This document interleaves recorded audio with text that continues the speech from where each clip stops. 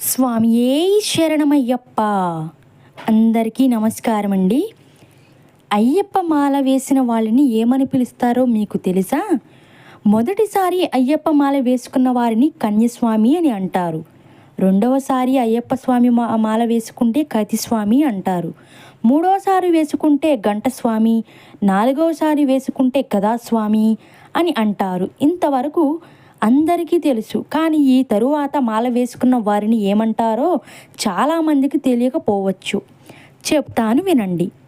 ఐదోసారి మాల వేసుకుంటే విల్లు స్వామి అని అంటారు. ఆరోసారి మాల వేసుకుంటే జ్యోతిస్వామి అంటారు. ఏడవసారి వేసుకుంటే సూర్యస్వామి అంటారు. ఎనిమిదవసారి వేసుకుంటే చంద్రస్వామి అంటారు.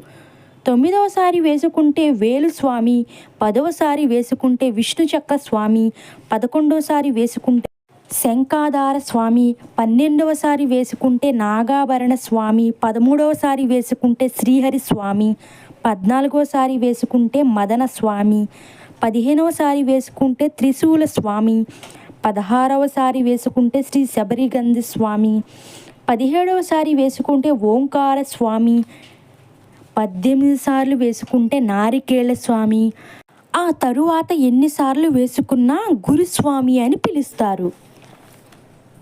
నా వీడియో కనుక మీకు నచ్చినట్లయితే నా ఛానల్ని సబ్స్క్రైబ్ చేయండి, లైక్ చేయండి అండ్ షేర్ కూడా చేయండి. అందరూ కామెంట్ బాక్స్లో స్వామియే శరణమయ్యప్ప అని కామెంట్ కూడా చేయండి. Thank you.